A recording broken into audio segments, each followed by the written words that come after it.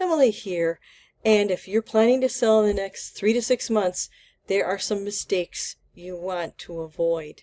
Let's jump in. The first one is wasting money or time. So what you do right now could make a difference in even thousands of dollars. It could take longer than you thought, leaving you with a last minute panic situation. It could cost you money doing things you really don't need to do. Or it could cost you in terms of the offer price if there are projects that no one tells you you really should do. This is why following a system gives you focus and direction. A second mistake is not addressing your decor or clutter. Your home is a place of memories and comfort, but those are your memories. So in order to appeal to the majority of buyers, your home should be a little more of a blank slate. It should look lived in, but not too lived in. And I usually give people tips on how to create this atmosphere. The third mistake is trusting Zillow. I don't know why people seem to think that Zillow is God, because they are so off almost all the time in their estimate. This is their own data that they have provided. They say that 82% of the time their estimate is within 20% of the purchase price. Think about it. On a $500,000 house, that's $100,000 either way. I could do without that kind of margin of error. Underpricing is a mistake that someone sometimes could make if they trust Zillow, because sometimes their estimate is too low. Most of the time it's the other way. Underpricing can be suggested by some aggressive agents who like to get bidding wars. I want to have a disclaimer here that when it is a hot seller's market, getting multiple offers or offers over asking is not unusual and does not indicate underpricing. But maybe if it's 35 offers or 60 grand over, it might indicate it. It is not common, but sometimes it happens. All pricing needs to be based on data. And I do have this home score evaluation, which is sort of a score tool that sometimes people like to use. Overpricing is unfortunately more common. It's kind of a golden rule that houses that sell fast sell for top dollar. As I said, overpricing is more common than underpricing. It results in the property being shop-worn or stale. Buyers get suspicious. They think there's got to be something wrong with the place. And ultimately it ends up getting less than if it was priced correctly in the first place. I've seen this happen in my own experience. It's very unfortunate. Another mistake could be thinking to go the iBuyer route. iBuyers were not all that common years ago, but sometimes people think they want to explore that. This chart shows the difference between an agent and some common iBuyer brands. There's also one called WeBuyUglyHouses.com. Every single one of the iBuyers has a goal to make money off of buying your house. And they're all for themselves. Their loyalty and their fiduciary responsibility is to their shareholders or to themselves if it's a single investor. A realtor's fiduciary duty is to you, the seller. And you can see the chart there, how this compares.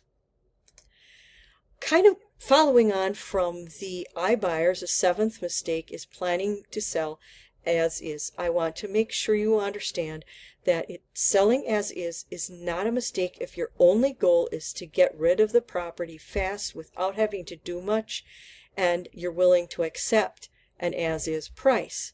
However, many times when people mention that phrase, it means they want to get full market price for a house that needs upgrades. It isn't really going to happen. Sometimes people assume as is a legal term, but really it's not.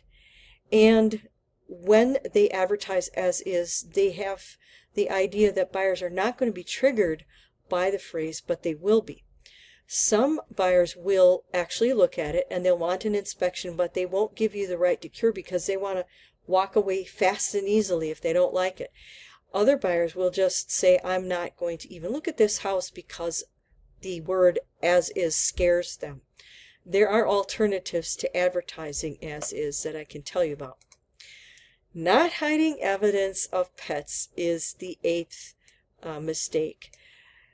Buyers actually may be fearful or allergic of whatever pet it is that you have.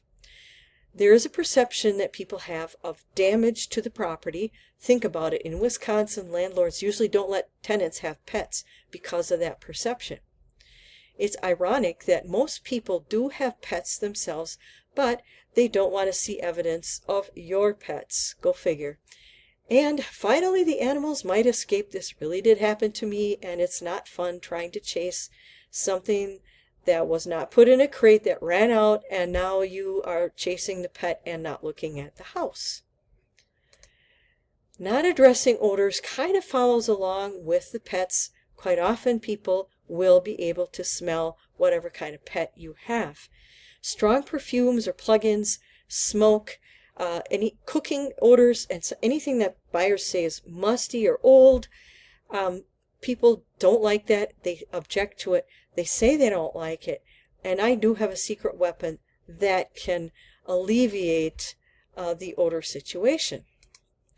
Bad pictures is another mistake. So, pictures that are too dark, that show clutter, they have poor angles, don't showcase your home to the best advantage. All of these don't help. I have before and after pictures to illustrate this concept because 35% of my business is now coming from houses that didn't sell in the past, so I can show you the difference in the pictures. Not giving full disclosure on the condition report. I want to mention this here because some sellers are still not filling this out even though it's a statutory document and it's required by law. So the condition report cannot be filled out by an agent. It cannot just have a line through it, which I've seen some people try to do. It does have to be completely filled out, no missing check marks, no boxes left blank. It applies to rentals too, so it doesn't matter that if you didn't live in it. If you own the property, you have to fill it out, and if you really don't want to, then you have to fill out the seller refusal form instead. Being at home during showings. I understand sometimes it's unavoidable if you work from home, but buyers feel as if they're intruding in someone else's personal space. They can't open up and talk to the agent whether they love or hate the house, and they tend to rush because they feel uncomfortable. They feel that they're intruding. When the seller is gone, they're easily open and honest with the agent about what they like or don't like, and if they do like it a lot, they tend to linger. Ignoring feedback is the 13th and last mistake. Once the house is on the market talks. So that's what feedback is. The market talking could be comments that agents or buyers make, interest in the property or lack of it. If, for example, you get 0 showings, the market's saying a hard no, and you have to reevaluate your marketing plan. Offers or no offers. Sometimes people get showings, but they don't get any offers. The market is talking. You should have a good idea in advance of what the market is likely to do, how your home compares to others. Buyers are always comparing, and you can't afford to ignore feedback. So, where do you want to move? What is your next level? How can I help you? I would say your next steps should be keep learning. If you are thinking about selling, you actually then make a decision to sell and call me, because the best way for me to demonstrate how I can help is actually to help you. And that's it for now. This is Emily Matthews here to help you with all your real estate needs.